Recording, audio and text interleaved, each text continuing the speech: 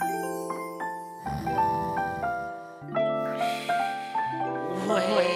up. It's the Daily Grind Daily Grind. with SP and Legacy Jones.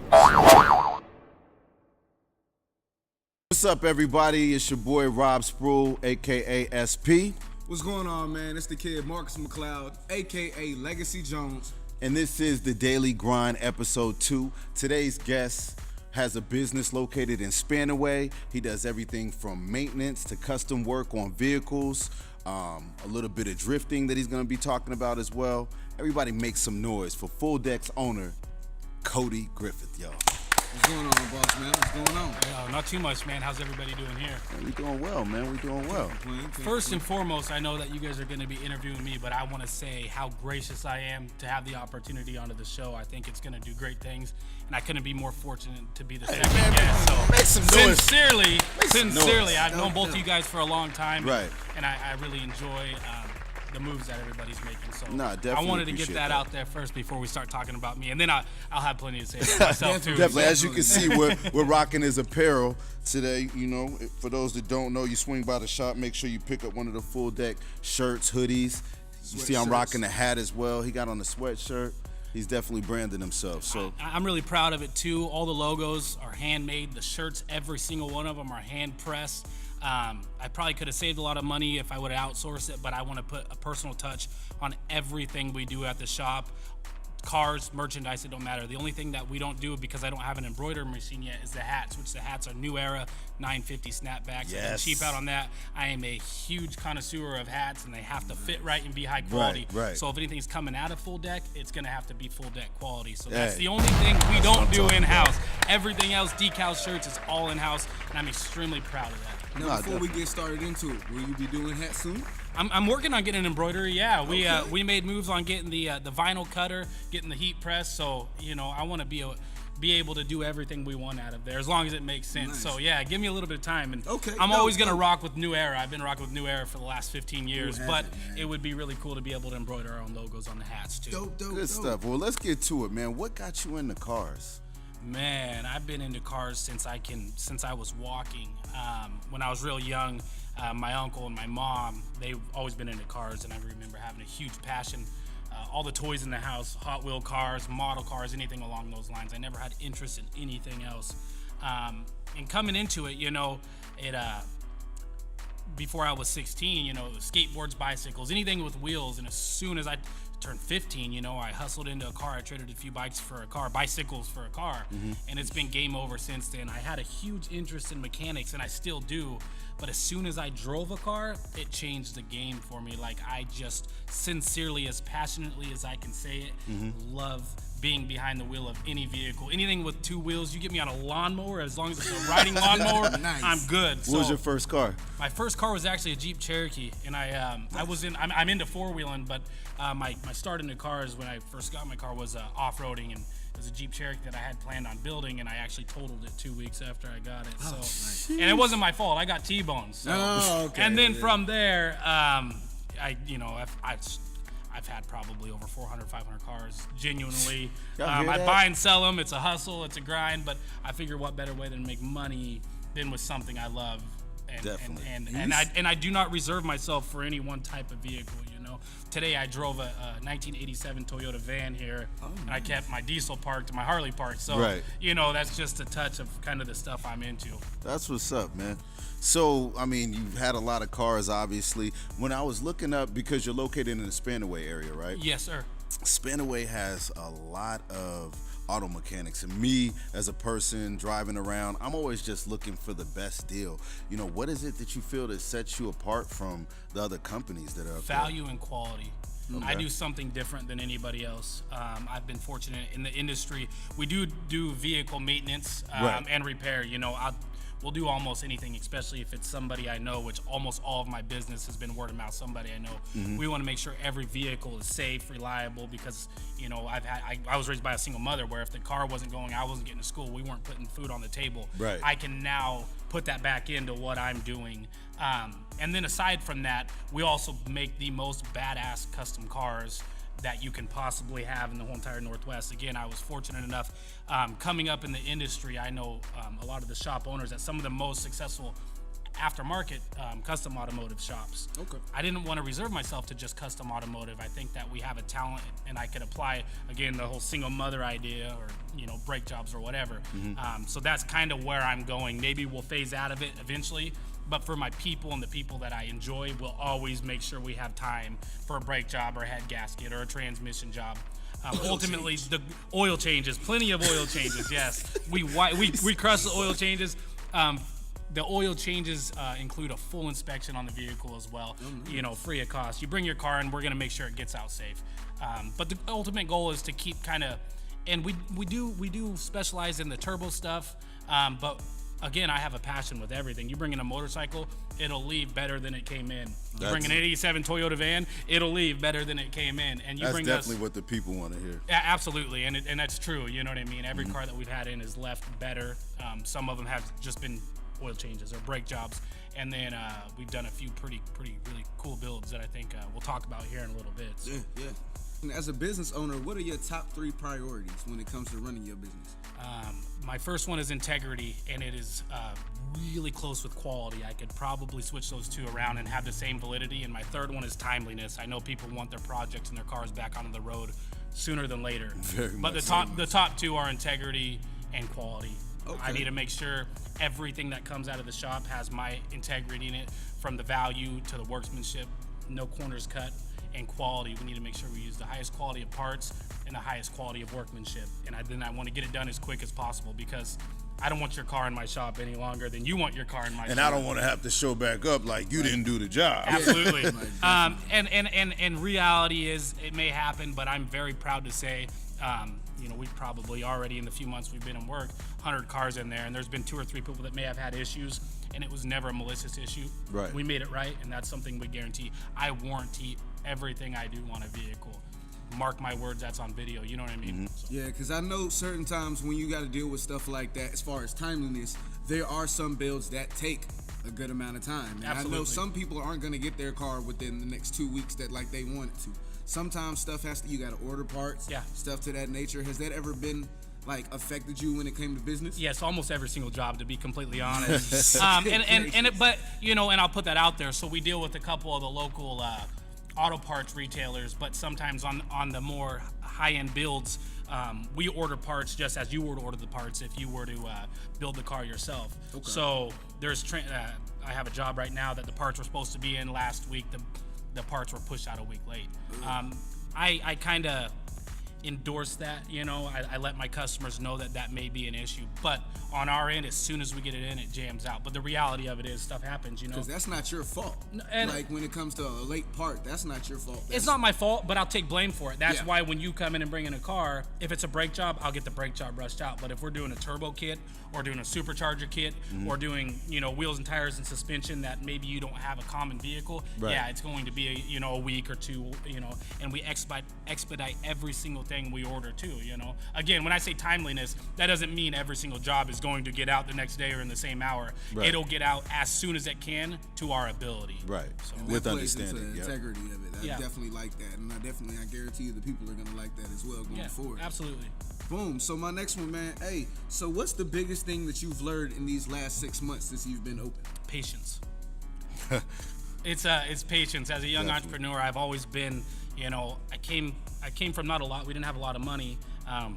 My mom always kept a roof over our head and food, but to get the finer things, we had to grind here and there, hustle, trade shoes for another pair of shoes that are better shoes that you turn into a skateboard, that you turn into a bicycle. Right. And that takes patience in order to get your net worth up. I feel like if you're cash rich, you're stupid. You should reinvest every dollar, but that takes patience. So one of the things I've learned is patience coming into this. I would love to go 100 miles an hour more than we already have. I feel like we've already rushed through these last 7 months.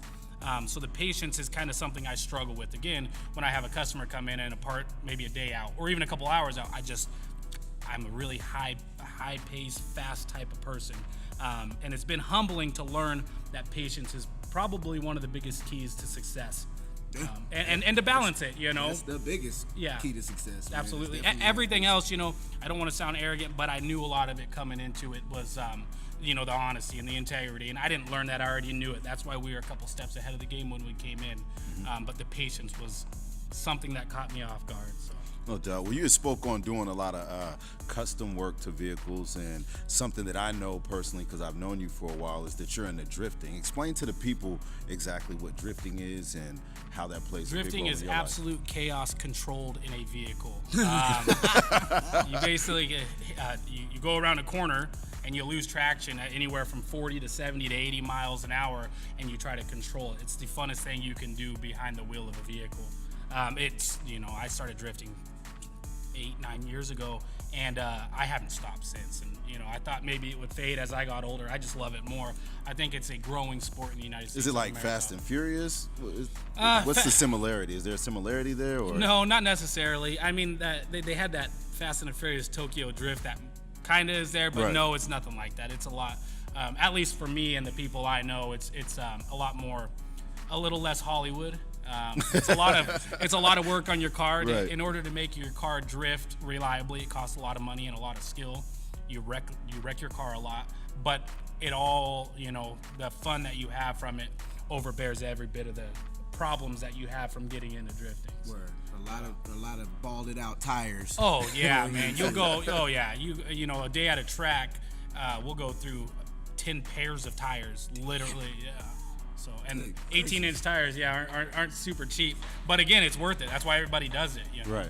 Now, when it comes to drifting, what's the difference between drifting and hydroplaning? Because, like, I know a lot. Like, when it comes down to it, it's like the same premise. It's just more control. Like, you have control of the vehicle when it comes down to drifting. You're absolutely wrong. Got him! Got him! And I'm gonna educate you on that. Hydroplaning is it happens in water. You know, it's where your tires break plane on the road, and that you don't really have any control over, no matter what you do. Public service announcement: if you do ever hydroplane, you don't touch the gas or the brake. You let the car come back to a plane. Now, to transition over into drifting, you have traction, but the key of it is breaking traction while under control. It's kind of, you know, ass backwards, but that's the key of it. You want to maintain the lack of traction. That's when I say controlled chaos. The lack of traction is the chaos. The control is it's almost balancing it out. You use the throttle, and then you also use counter steering, and you want to use the weight of the vehicle as well to transition into whatever corner you're going into. So for hydroplaning, that's just something that happens on the freeway, usually straight line, or any standing water in the road. Your car will actually float on top of that water, and sometimes it can be less than an inch, but that's really dangerous. I try not to hydroplane ever. But drifting, I try to drift as much as I possibly can. Got you. No doubt. So you in the parking lot pulling donuts. But basically you're pulling donuts around a corner, and instead of coming all the way around, you want to bring it back and go into maybe the next corner the other way. You know what I'm saying? Right. But you keep control of it. As in a donut, you keep going in one circle, and then you bring that to corners. It's, you know, you hit the apex of the corner sideways, and then you want to straighten back out. So it's similar to, if you can do a donut and hold a donut, more than likely you can learn how to drift. Yeesh, I'm cool. So, with the shop being open and all, name some of the cars that you worked on, you know, over these last 6 months. Some of the standout ones. We did a 1997 240SX. The 240SX is basically the Michael Jackson of pop, but of drifting. I hear that. Everybody, if you know drifting, you know 240SXs. This one, we were fortunate. The customer gave us a chance. It was maybe a month or two after we got open. I already had established rapport with a lot of the industry. The guy heard my name and said, "Hey, make my car badass." Right. But simple. He wanted to drive it. So it's a kooky S14, and we just did an SR20 swap in it, and then a single turbo with the Power FC engine management. And then in the engine bay, we maintained the stock fan and some of the stock things, because we wanted to keep the swap to where it looked natural in there. We have the capability, as my personal drift car, to put an engine that doesn't belong in the car and a big, huge turbo and delete most of the wiring. But with this particular vehicle, I was extremely happy with how it turned out. The other cars are our personal cars. I have a mechanic, a pretty badass mechanic. So I started drifting in a Nissan 240SX and S13, and I learned how to drive in those cars, and I'm extremely familiar with those cars. But I went out on a whim and got what's called a Toyota Cressida, an MX-83. It's a four-door sedan. Basically, was a luxury car in the early 90s in Japan. And the guy I work with, he said, hey, these are pretty cool cars to drift. Does it look like a Maxima? Kind of like a Maxima. It's a big white family car, but the cars are pretty cool because you can stuff in a JZ, which is a 1JZ, 2JZ, and they fit extremely naturally. Both of our cars are now MX-83s, and I started with a certain chassis last year, but all it had was coil. It wasn't built how I should have it built. So we're finishing the chassis actually like this month, and we're gonna do some fun drifting, grassroots drifting. I'm not too competitive. Mm-hmm. It's a 1JZ MX-83. We're doing a full B&Aero rep kit, all excessive arms on it, Garrett GTX single turbo, and it's going to be a really fun car. It should make 400 or 500 horsepower, and we're trying to maintain the reliability as well. I don't really like spending the money or working on the car, although every event you got to do somewhat. We're hoping we make a whole season without having to work on it too much. And the guy I work with, Cameron, he has a personal build which it's the same car. It's white as well, but it has a 2JZ VVTi GTE, and he's running a Borg Warner S366 single turbo. Basically, conversion of that is just a whole lot of horsepower and reliability. I was gonna ask. Yeah, I was like, just a lot of this lingo is going over my head right now. I'm trying to tell you, drift cars sound like a lot of letters. Oh, it is. It is. The HK 255. And I've watched like you guys' production, and I'm sitting here like, what knob is he turning? So No doubt. this is how I swing back at you That's guys. what's up. Yeah. Respect. A little bit of fight. Yeah, but we're really excited about the cars. I think if you guys make it to an event or have any interest in it, you know what I mean, we could walk through it a little bit more. But basically, we have a lot of fun with these things. I want to come out there and get in one of those Speaking of rides. which, break down an event for me, bro. I know we had an agenda, but I just need the idea of what an event, a drifting event, looks like and what goes on. There's a lot of forms of drift events. I was explaining to Rob earlier in the day. You got your battle rappers if you were to compare it to MCM, and then you got your performers that are putting on concerts, which is almost competition. So you have your competitive drifters, and then you have your grassroots drifters, as would be a battle rapper that also puts on concerts. But some don't share those entities. Some are only battle rappers, some are only concert rappers. For drifting, the grassroots guys are the battle rappers of it. You just go to a track, you go have fun. That's pretty much what drifting's about. But there is also a competitive side of it, to where there is a circuit, 7 or 8 events. I'm not too competitive on drifting, so don't quote me on this, but it's right around there. And then you score points throughout the season. At the end of the season, you can advance into a new bracket for the next season. So you go from grassroots to Pro-Am, and then Formula Drift, you can graduate into Pro 2, and then from Pro 2, if you're successful, you go into Pro. That's dope. So there's a lot of potential there, but it's a lot of people have more fun just grassroots drifting. A lot of our cars are capable to probably go pro if you wanted to. Okay. But the thing about drifting, which makes it a little bit, in my opinion, different from other motorsports, is you literally just go and do it for fun. As drag racing, there's a really competitive side of it. Or autocross, you go for times. Drifting, you just go to have fun with your buddies. You know what I mean? Right. Although you can competitively drift, it is a judged event, unlike autocross is a timed event or drag racing is a timed event. So it is definitely its own entity. Okay. I told him I want to go out there Hey, I'm with it. and test behind the wheel, see how that I ain't actually sitting works behind out. no wheel. I'm sitting in the passenger seat, I got a 4-door car. I got plenty of room. So Okay. we holding them to that, so we definitely gonna go out there and see what that's I'm about. excited. And for we that. actually gonna put it on camera and then bring it to you guys. Hey, that's totally fine with me. Let's see how that works out. With being a newer company and establishing yourself, who do you go to for advice when it comes to Honestly, business? I'm really weary about where I get advice from. I hear everything, I listen to little. So trial and error is a lot of it. Right. Thank God we haven't had a whole lot of error. When I say I came into this loaded, I spent years leading into opening a shop. I have a ton to learn. I say that very humbly, but I made sure that we would give it our best run at being successful as possible.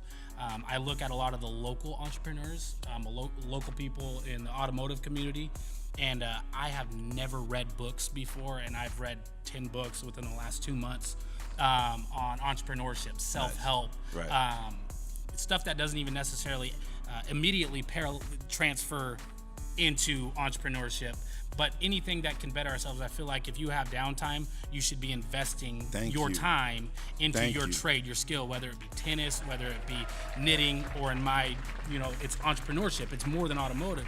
I want to create a brand here. I want Full Deck Autoworks to stand for a lot more than just automotive, although that is my passion, you know what I mean? And I think that bridging a gap right here, it's incredible, and I would like to do that more. Anybody that's associated with Full Deck Autoworks immediately shares the same beliefs. So that's kind of where I'm at with it. And even you guys, you know what I mean? I look to what you guys are doing, and I can learn a whole lot from you on how to properly run a business better. And take what I like from it, and sometimes you dispose of it. And I think that's what makes these relationships valuable. And I think you guys could do the same for me. Definitely. Yeah, I don't have any single person that I look up to. I've had a really hard time with having idols, I guess. No doubt. I like to, share that rather than look up to somebody. I think we should look eye to eye with each other and trade ideas and trade. You know what I mean? That's just how I've been. I don't know if it's because I grew up without a dad or whatever, but I can help you as much as you can help me, vice versa. I think that's the highest level of my idolism. No doubt. Is my peers. I think for me, I was questioning more from the mechanic side of the table. If there was somebody that you looked at as like, that guy's in such a great space, how did he get there? Or yeah, there's a couple local automotive shops. Speed Factory Racing is one. Okay. Portland Speed Industries is another. Rampage Fabrications one. Under Pressure Racing Developments one. And they all started from little and have created their companies into something else. I really enjoy when we spend time, and those are all immediate friends of mine that I do immediate business with. That's dope. We shoot it, you know what I mean? When I first started my company, I spent a lot of time with Zach Lightsky from Under Pressure Racing. He was about a year in, and I got a lot of tips and pointers from him in the industry. And again, I took some of them, and then I did my own thing, because we are separate entities. He's a fabrication shop strictly. Right. We kind of do everything, you know what I mean? Not as successful in fabrication as they are, but we also don't promote it that way. So a lot of things I did learn from him, I'm using. A lot of things I learned from Speed Factory Racing, I used. Gabe from Rampage Fab, I used a lot of stuff from him because he was doing it a little bit sooner than I. No doubt. Now we reached the point in the interview where we like to go a little bit deeper. So what we're gonna do is get to those questions. You know what time it is. Talk That Talk with Marcus McLeod, aka Legacy Jones. Hey, what's going on, y'all? Now it's time to get into the meat and potatoes of the interview, where we get to ask anything and everything. Nothing goes unanswered. It's the Talk That Talk. So, are you ready? Absolutely. All right, boom. Well, here it is. Have you ever had to keep somebody's car because they didn't want to pay up? Not yet, but I would. If I had to, I would. Yeah. Just no filter. Honestly, I've turned down work. You know what I mean? I like to gauge the customers. I haven't had that yet. We're 7-8 months in, I'm not counting. Right. Every job pretty much we've had is word of mouth.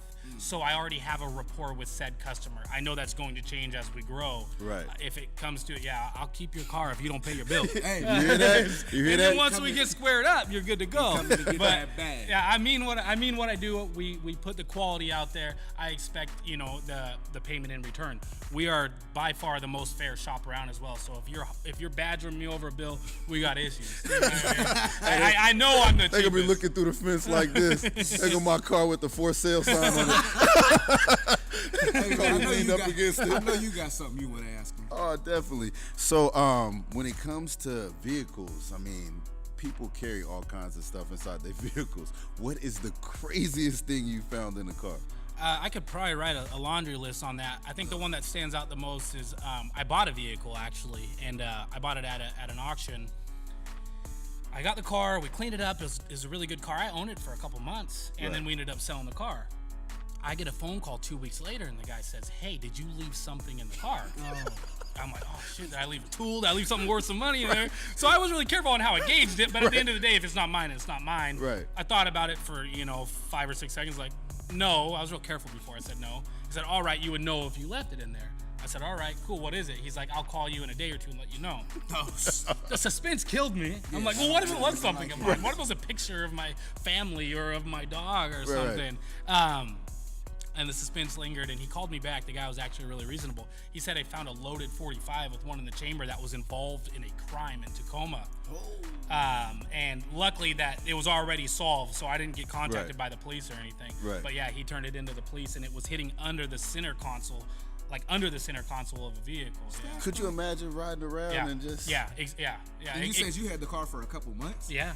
And so you were just riding around with the... And that guy. With the thou. with the body. Like, Yeah. And they never confirmed what the crime was, but it was involved in a crime, so... no pun intended, I dodged a bullet on that one. Well, either way it goes, you wouldn't have been convicted on it anyway because you didn't know it was there, so you didn't touch it, no fingerprints. Yeah, absolutely. The hassle of it would have been a nightmare, though. You know, I legally carry firearm. I had a concealed weapons permit, but I don't. I wouldn't carry a firearm that wasn't mine, so it could have probably caused an issue.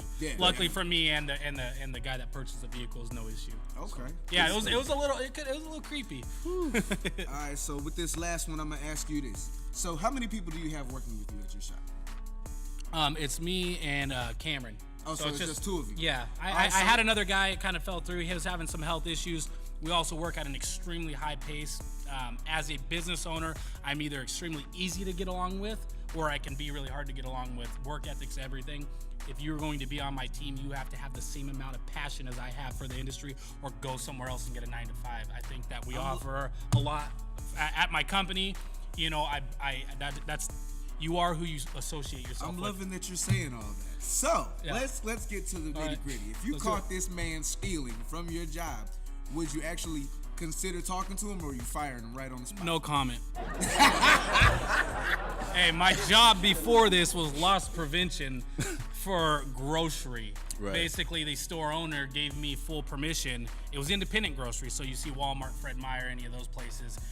Legally, you can apprehend anybody stealing your product. Meaning, if you catch me outside taking your valve stem off of your vehicle, you can come and do what you need to do to get that valve stem back. I did that for 6 years, and I don't deal with theft very well. Again, knock on wood, I know anything can happen, but the guy that's working for me, I know him pretty well, so that's why I don't have more people on my staff. It's not the fact I need more people, you know what I mean? We got the work coming in, but finding somebody that fits the bill of what we do is extremely hard. I know we will, but you better have the same amount of passion as I have. I'm not a boss, I'm a leader. But if you're not part of the team, well said. You know what I mean? I don't want to have to be a boss. I never want to have to be a boss. We all have a job for the greater good. If you're not on that, you gotta go. But would you at least want to know why he stole it? No. I would make sure that I got it back and stuff was handled the way it needed to be. He said friend face, boss face. Absolutely. God forbid that ever happens. If you work for me in the future, do not steal from me. It won't go good. You heard it from the man here himself. Don't steal from the cat. He's coming to get that. Be honest. You know what I mean? I'm not strict whatsoever, but don't play none of that stuff with me. So it don't work well. It never has. No doubt. I see. Good question, though. I like Word, man. So as far as that goes, that's great. Don't steal. You're not dealing with that. What do you want to leave the people with as far as your company goes? I think we addressed a lot of it. It says, you can look at my social media, Full Deck Autoworks. It's on Instagram, Facebook, Full Deck Autoworks. I don't share the name with anybody else. I would advise you to ask around, because I can say whatever I want you to hear, but I think that you should look into our work. You should ask around, look into the social media. A lot of people don't say that. I think that what we have going on in the first few months we've been started has been incredible. We've made an impact. I have a goal, again, to be a incredible automotive shop, but so much more than that, giving back to the community, and that's what will separate us. That is where my level of success will be.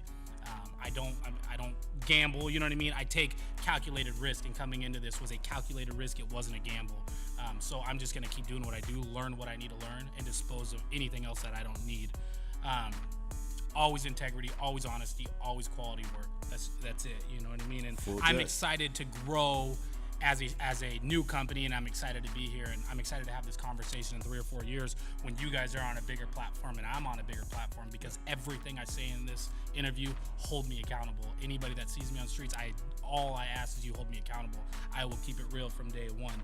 I have a 5-year plan, not a 5-month plan, and after that 5-year plan, I have a 10-year plan, not a 10-minute plan.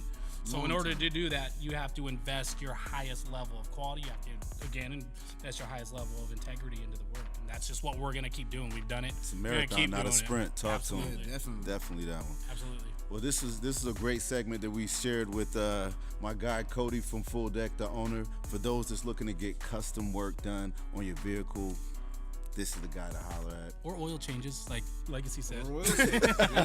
And this definitely won't be the last time you see this guy. Like I said, we're definitely gonna go to one of those events with you, or just get in the car. Man. Yeah. We drifting. You're drifting. I'm sitting in the passenger We seat. drifting. Yeah. Anyways, I'm Rob Sproul, aka SP. I'm Marcus McLeod, aka Legacy Jones. I'm Cody Griffith, Full Deck Autoworks. I appreciate you guys having me today. This is Thank the you. Daily Appreciate Grind, it, y'all. man.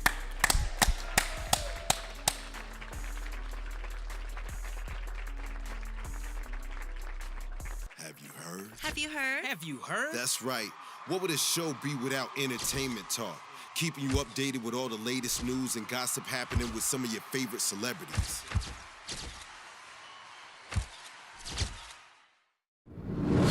Local and headlining news.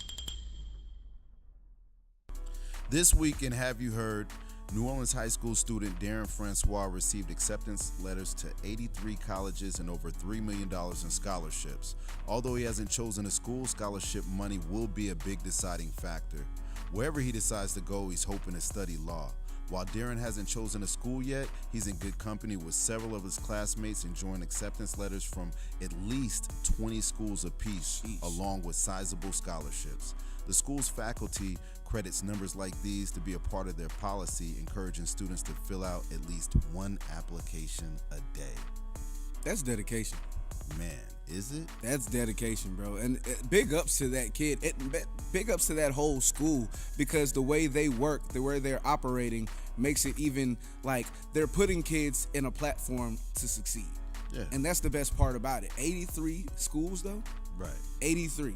Like, and then you got, because he had, like, the sky's the limit when it comes to his where he can go. He can go to Harvard, Penn State. Let's see what else we have here. Shout out to my guy Kai. He's a graduate of Georgetown Law. Georgetown Law, University of Minnesota Law. Like, the list goes on and on, bro. So, like, if that's his main focus, the sky's the limit as where he can go. The standard thinking from most schools is to apply for 6 to 8 schools to look to gain acceptance to. But then you're also looking at that this school is a college preparatory charter school. You know what I Right. mean? So you're going into that school with the main drive of you're going to high school, you're going to college, and that there's no ifs, ands, or buts about it. And I think that that's super dope, man. Like, for real, because when you look at it, like the average school, half of these cats will get in. Either they'll graduate and decide to either go to like a community college, or like they'll settle to either go work at a job somewhere. But this school is not giving you that option. This school is giving you all the tools needed for you to make something out of yourself, and I commend them for that. Definitely, especially the school's only been open for, I believe, 8 years. Sheesh. Yep. Make sure you subscribe to the channel. Leave your comments below. Definitely let us know what you're thinking about 83 schools. 83. 3 million. Whew. That's a lot of money. This week in the world of entertainment and music. Back at it again is Kung Fu Kenny. Kendrick Lamar becomes the first hip-hop artist to win a Pulitzer Prize. The Pulitzer Prize is an award for achievements in newspaper, magazines, online journalism, literature, and musical compositions in the United States. His album, Damn, captures the complexity of modern African-American lives and becomes the first non-classical, non-jazz artist to win the Pulitzer. Yes. That's beast. That's big news, man, especially coming from that album, which is like all the way through and through, top to bottom. It's a great listen. It's definitely like, I wouldn't have seen it winning an award like this, but One of the judges, from what I was reading online, she said the way that she went about things was like taking the music away and feeling like the body of work, even if it was written as a book, the content. Would still carry the same value. And that plays a big part into like how I feel about music nowadays, because what I feel like it lacks content. Right. But then when you see stuff like this happen, that shows that the content-based artists, the content-based lyricists aren't dead. Like people are still out here checking for lyrics, checking for quality of music, and not just what you can turn up to. And that's the best part about this whole ideal right here. Like for real. Yeah, it just definitely shows more of the importance of people actually paying attention to what's going on worldly. Yeah. And just showing growth as artists, you know, with the artistry of hip hop in general. So it definitely gives us more light as fans of hip hop music, knowing that it's being respected on such a high platform. Yeah, definitely. And I'm definitely proud of this project, man. Like it did numbers. It definitely did. It was one of the great album. I'm pretty sure he won a couple Grammys off of it, didn't he? Yeah. Okay. Did. So yeah, so that says this, and on top of that says it enough. Says all that it needs to say about it. Well, you let us know what your thoughts are. Leave a comment below. Pulitzer Prize. Kendrick. Damn. J. Cole's album dropped on Friday, 4/20, for all the smokers out there. His title track, KOD, has broken the U.S. Spotify record with the biggest opening day at 4.2 million streams in 24 hours. Good Google it, Moogle it. I'm saying.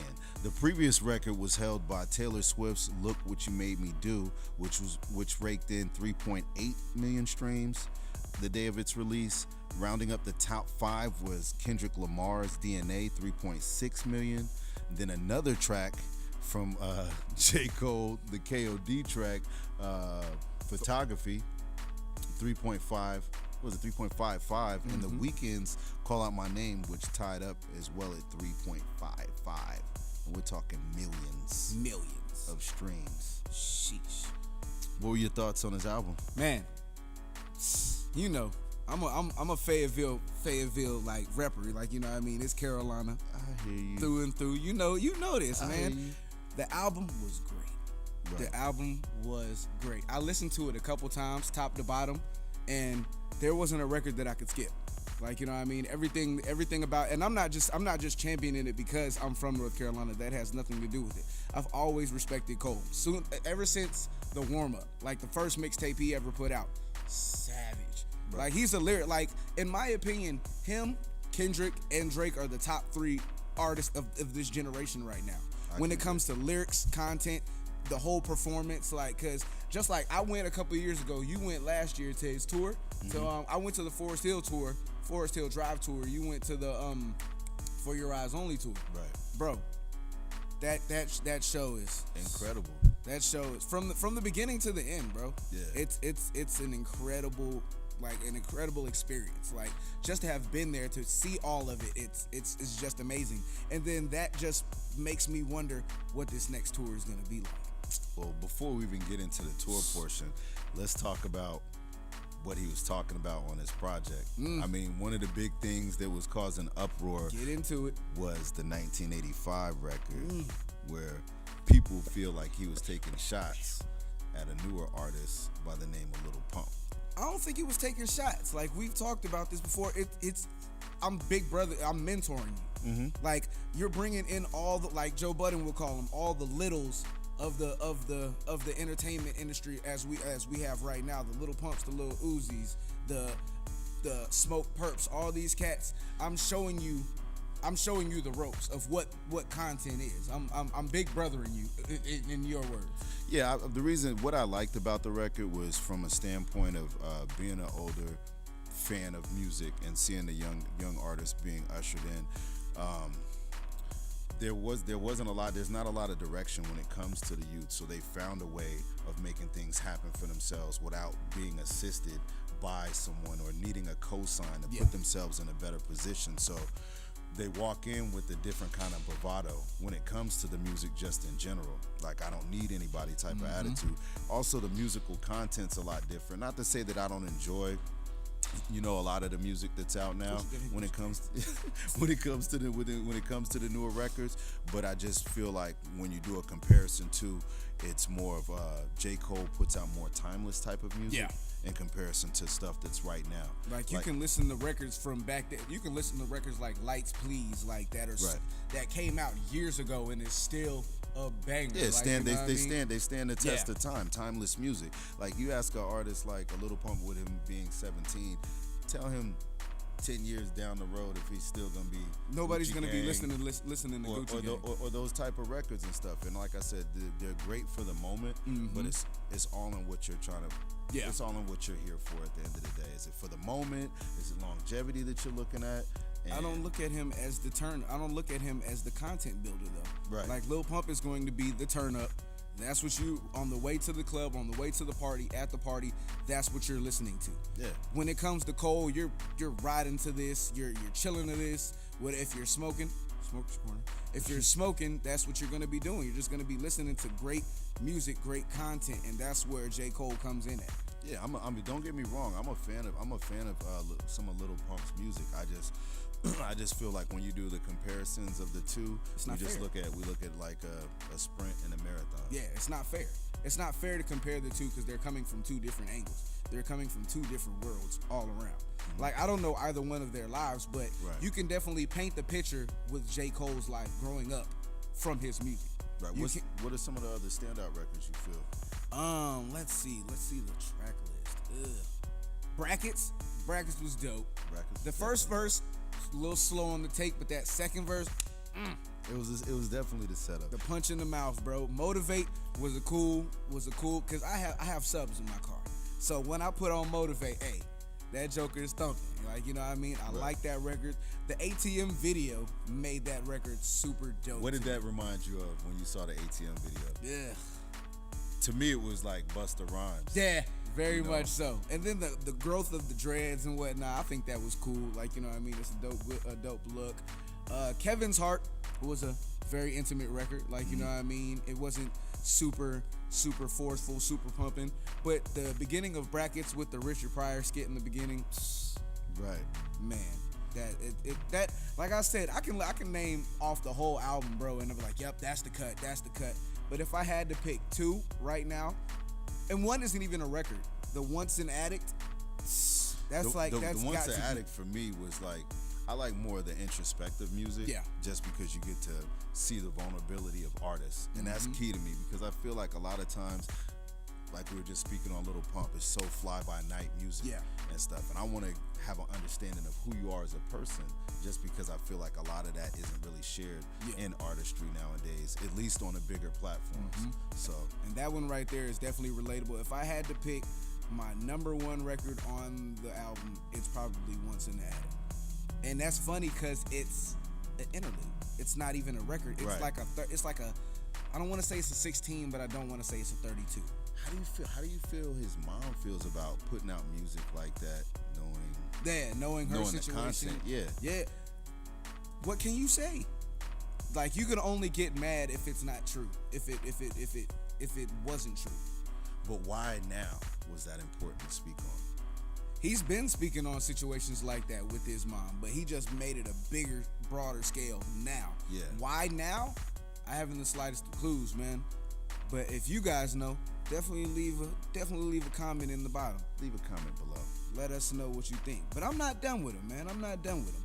My question to you is, why do you think that he has no features on his albums? On any of his albums? Like, what's the cause of that? The last feature I remember him doing was TLC on, what's that record off of Born Center? On my way Yeah, now. yeah. That was the last feature that I've ever heard of him.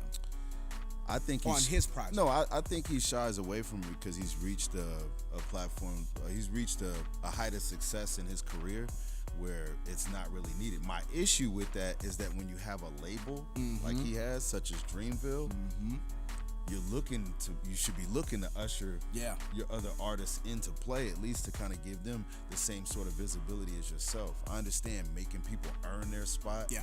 But at what point do you hold hands? No different from Jay doing that with him. When you think about it, the only people who really do that and who did that and put their artists in the spotlight was Ross. If you really think about it. Yeah, 'Cause Ross definitely Rick did Ross had a big platform, and then next thing you know, he put on Meek Mill, then he put on Wale, and he tried to salvage Omarion's career. But you know what I mean? But you get what I'm saying. No, though. I definitely get that. Like, that is a cat who literally put in the wave of these. All right, I'm doing my thing, but hey, I want y'all to eat too. Like, you know what I mean? I don't feel the same. That's the one thing that I could gripe about when it comes to Dreamville. Yeah. It's like literally, I know 2 people from Dreamville. Yeah, That's so it. do I. That's about it. That's Boz and What's his name? JID. JID. That's about it, bro. And I'm pretty sure people are gonna know the other cats because I'm not sure. Like, because when I went to the tour, he didn't have any of them on his tour. Right. He had. It was Tyga, YG, and Jeremiah. When I saw when we saw him with it was him and Boz. Oh, okay. That actually opened up. Is he even dope? Yeah, he's dope. But I think we had got there in like the middle, somewhere in the middle of his set. But there's not enough face value. I don't even know what this cat looks like. You know what I mean? I don't know what any of the cats in Dreamville look like.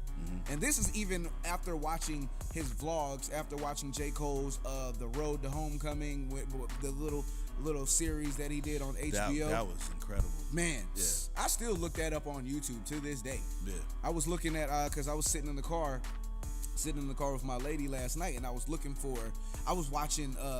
tour performances. Like I watched some of the For Your Eyes Only tour, and it was.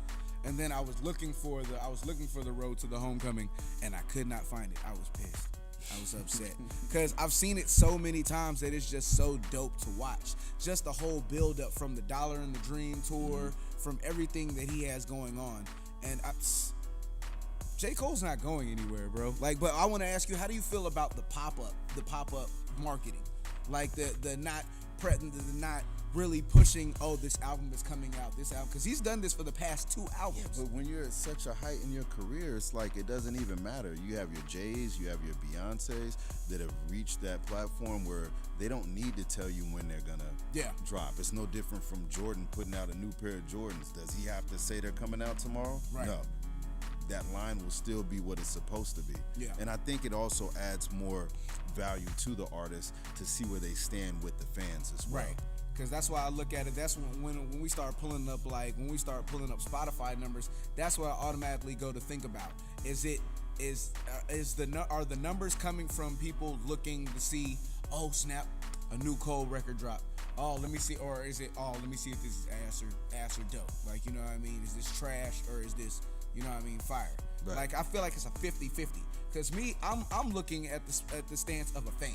Right. Like, I think it's, oh snap, I heard about this the other day, probably Wednesday, that his album was coming out.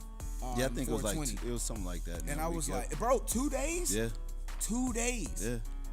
Like, you got some cats that push album, that market an album for months and still don't get the rock that they would expect. But 2 days. Right. Y'all make sure to let us know what you think. Leave a comment below. Subscribe. Definitely hit that bell to get notified when we put up new videos. Ding, ding, ding, ding. Because they're coming every week, man. We're not going anywhere. Not going anywhere. It's your boy Ross Sproul, a.k.a. SP. Marcus McLeod, Legacy Jones. This is The Daily Grind.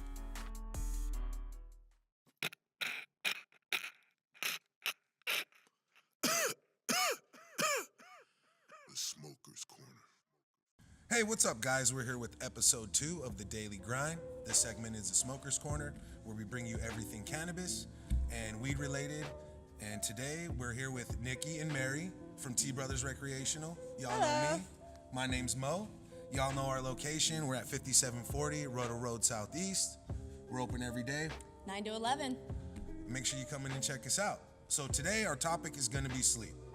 The seasons have changed. We're having a lot more daylight. I know some of y'all work very hard and be grinding every day. Need to get you to bed on time. So today we brought a big selection of products for everybody to check out. Maybe some familiar stuff you know about, maybe some stuff you don't. So we want to start off with something really cool that most people probably don't know about in the cannabis industry is we have bath bombs. Now, I know a lot of the females, right, That's ladies? right. We like Yes, our we bath do. bombs. Soaking in them baths, smelling nice and stuff like that. So this is something here where really cool, shaped like a cupcake, really nice stuff. It's going to be infused with 75 to 100 milligrams of CBD and THC. So this is something that will dissolve in your bath. Take about 30, 45 minutes, take your bath.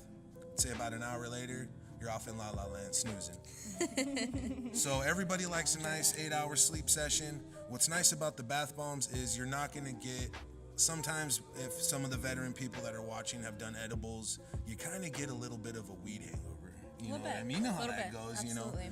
But when you wake up in the morning, you want to be ready to go, especially if you're ready to grind.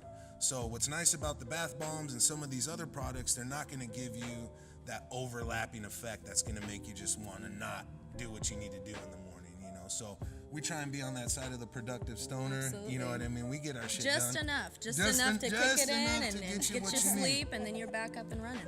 So one of the main chemicals that is in, especially this tincture right here that I'm pointing at, is it's called CBN. So that might be something that a lot of people have not heard about. The proper pronunciation of it is cannabinol. And one thing about it is it doesn't have the psychoactive effects like THC has. So you're not going to get really high when you find products that are high in CBN. What you are going to get is you're going to get a nice relaxation, quieting of your mind. It's really good anti-insomnia, anti-depression, anti-anxiety. It's kind of just puts you in this mood of, okay, I can relax. Everything's cool in the world. It's time to go to sleep.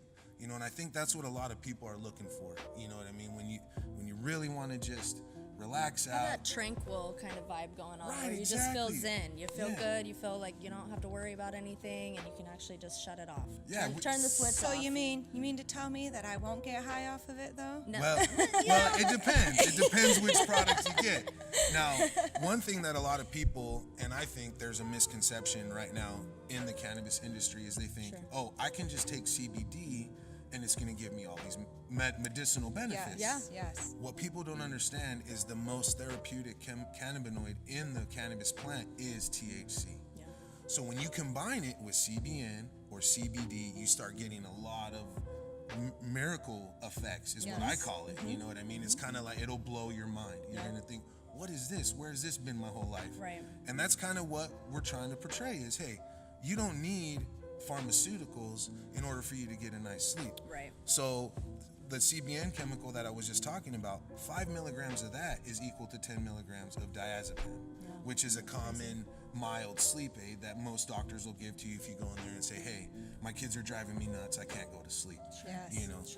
So what we want to do is show people different things that they can use. Instead of going to their doctor, they can come to us and we can show them natural, healthy ways of, because we all know most pharmaceuticals do have side effects. Yes. Oh, yeah. Yes. So, and that's kind of one of the battles that most people fight is, hey, do I want to deal with this side effect in order to get some sleep? With all this stuff, the main side effect is you might get a little too stoned. So we've all been there. It happens every once in a while. That's not a bad side effect. Right. So why don't we go through some of these products that we have here? Sure. We already showcased the bath bomb. Yep. We got some other stuff here. I mean, if you guys want to explain, I know you guys know this stuff pretty well. So there's a couple different tinctures out on the market, different companies, different angles as far as how they kind of structure themselves for you. I know Ethos is one that really actually has the CBN kind of noted as far as being in the product. But then there's other ones too that, they'll label themselves as Indica PM. Those are ones that you guys can check out. We sell them at the shop. They're really actually not that expensive. And all you basically do is you put it underneath your tongue, hold it for 60 seconds, and then kind of let the effects kick in within about 45 minutes to about an hour. And then we have capsules too. The main difference being with the capsules is that the delay time would be a little bit off.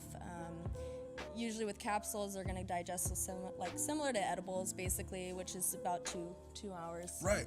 Depending on, obviously, your metabolism, and everybody is different. That is something with this industry that we find a lot of the times it just kind of takes playing around with the product and getting familiar with it. But there's tinctures.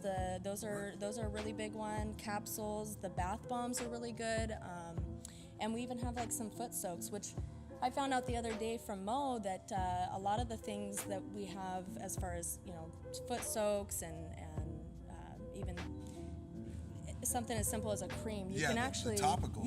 Yep. Yeah, so let me explain that. So Right. what I found out is we have some topicals here that are mainly based for pain. They're that's how they're marketed. That's how they're trying to sell them. I had some really bad feet pain one day, and I decided, you know what?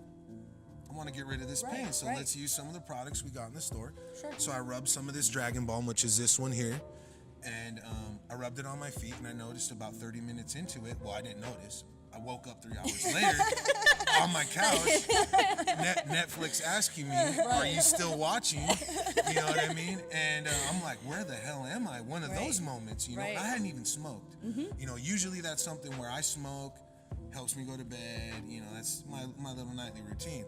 I tried walking in my room, and I almost stumbled over because I was still so groggy from the effects of the topical. Sure. So then I started telling other customers and coworkers about it, and I would say almost 100% everybody I've told about it that has used it has said, I had a full, complete night's sleep. I know as you get older, a lot of senior citizens, they have that issue of they wake up in the middle of the night, they're not able to sleep completely, you know, stuff like that. And a lot of them have told me, hey, that was the best night's sleep. And even a few have told me, not because of the topicals, but because of the beauty sleep tincture that I've been able to get off prescription drugs. And another thing with the customers is a lot of them are looking for a relief without getting high. They don't want that psychoactive high. So they come in and they look for the capsules and they look for the creams just to ensure that they're not getting that psychoactive high with them, and they're just merely getting the help that they need for the sleep. Right. A lot of times with the bath bombs and like the topicals, you know, stuff that you're not ingesting, you're going to get a lot of the medicinal relief and stuff like that, but you're not going to get that really like, oh my God, I'm so stoned, I don't know what's going on type of high. And a lot of customers, they're scared of that as well. Right, exactly. They're scared It to is have kinda that scary. feeling. And they've never used marijuana in THC form, you know, so that scares them. And so it's a nice thing that we have alternatives for them. Right. And one thing that we did bring, I mean, who doesn't like smoking weed, you know? I mean, and if you don't, that too. yeah, and if you don't, we do have a lot of stuff for you. But if you do like some really good weed, we brought some strains here that when you come into the shop, if you need help sleeping, go ahead and ask us about them. And a few of them are, we brought some Grape Ape from Artisan, which is a really well-known company here in Washington. They've been around since day one. That Grape Ape has a nice, sweet taste to it. Yep. I know for me, I kind of get the little THC buzz when I smoke it, but probably a good 15, 20 minutes after that, I'm ready for munchies and a nap. You know, so we got the Grape Ape, the Romulan, which is a Northwest bred indica, is also very common, you know, do the same thing as Grape Ape. And the DJ Short Blueberry, I mean, you've all heard the Ludacris song, Blueberry Yum Yum. Yes, of That's course. what he's talking about. You know what I mean? And, I mean, why don't you tell him about some of the other ones we got? Well, I personally like the OG Kush from Cedar Creek. Those guys are a very clean company. For me personally, that's something that I really look for when it comes to the grows. I don't like pesticides. I don't know if anybody else is on the same page with that, but I feel like if you can grow without using pesticides, more power to you. But yeah, OG Kush and Kimbo Kush is always a knockout too. And what they say? Kush? Well, what's the rule of thumb? Indica? In the couch. In the couch, yeah, that's right. Absolutely. Kush, gonna put you in the cushions. Yeah, well, Kimbo too, you know, Right, watch that slice. Yeah, you get knocked out. You already know. So, yeah, and then another one you might not have heard about is Plushberry, which is another blueberry crossbred, which is, you know, just come in, say, hey, I need a nice indica, help me to go to sleep. We got more than just what we talked about here. Absolutely. Definitely. Yes, tons. You know, and another thing that you might want to ask for, and I don't think people are aware of, to get that high CBN count, most of the time it's because the weed is either really dry or poorly stored, or it's been sitting around for a while. Right. So CBN is caused by the THC oxidizing and converting over into CBN. So when you come in, you might want to say, hey, I need to go to sleep. Expect that maybe we're going to refer you to some maybe older product or something that's kind of a little bit on the drier side of things, and that's just because we know what we're talking about. That's how we do. So when you come down to T Brothers, make sure you ask us about a good indica strain to help you go to sleep, and we'll definitely be able to find something for you. One thing that we just had going on too that I wanted to mention, I don't know if some of our viewers were able to attend, was our 420 party. Heck yeah. Yes. That just That was a happened. blast. Yeah, Yes. That was a blast. I mean, that's Big like turnout for that one. Christmas for stoners. It was you know what I It mean? was. It definitely Huge. was. We had a great band in the house. We had several vendors. We want to shout out to all you guys that came in and supplied product. Yeah, and, we you had know. we had Sound Cannabis. Yep. We had Artisan. We had THC. We had Liberty Reach. BMF, they're a big company. They have a bunch of different products in the We had some industry. Jeffries in the house. Yeah, too. we had Jeffries in there, which is Northwest Pearl. Right. Yeah, I don't know if you guys have ever stroked the furry wall, but It's up there for ya. Come on down to Get T into the Brothers booth. and Relive it. smoke a Yeah. Jeffrey, and it'll have you stroking the furry And wall one thing for sure. I noticed as well, you guys, I've seen a lot of our regular customers came up, and thank you so much for that. Thanks for we the appreciate support. all our regulars. I call them the homies. Yeah, You know they're what I pretty mean? close to us Yeah, nowadays. yeah. Yeah. So that was really cool. And if you guys didn't have a chance to make it down, make sure you come down to our next event. I'm pretty sure we'll have something coming up very soon. It was a huge success, and it's something we like to replicate and build upon and get everybody involved. I mean, even if you've never been to T Brothers and you're just a viewer of the Daily Grind, come on down. You don't have to smoke weed. It's just good vibes. It's a good time. Yep. You know, nobody's there to cause any problems. It's like, let's just all chill, communicate and stuff like that. And it was awesome. It's cool. We have a huge TV and a nice lounge area for you to sit in. Right. I was gonna say, I think most people come in for that TV and the fireplace. Right. Yeah, so when you come in the kinda shop, funny. you'll notice it's Yeah. definitely comfortable, very nice yeah. place to chill and hang out. Yeah. And speaking of our shop, let's shout out our location one more time. We're at 5740 Roto Road Southeast, Suite C.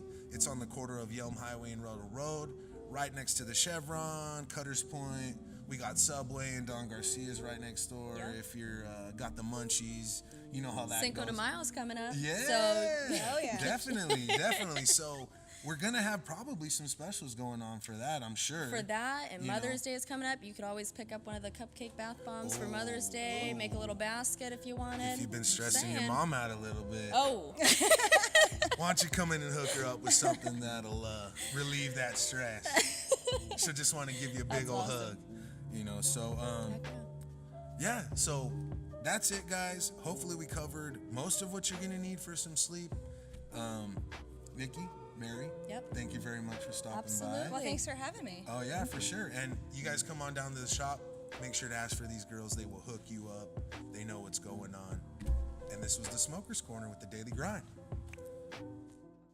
We want to give a huge shout out to my guy Cody Griffith over at Full Deck Auto. As you can see, we rocking the apparel today. Stop by and grab yours, man. Located in SPANAWay, y'all.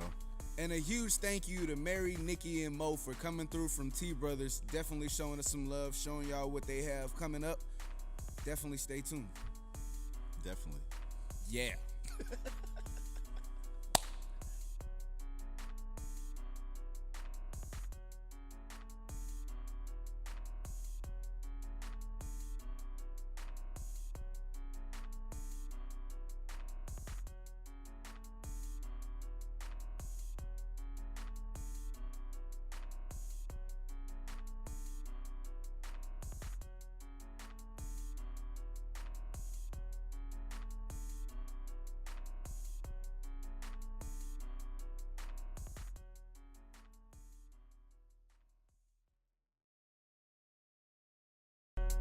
If you gonna get it, then go get it. The daily grind. This is where the hustle never stops. The daily grind. Focus, watch me make it out of nothing. The daily grind. Keep pursuing, rise with me to the top. The daily grind.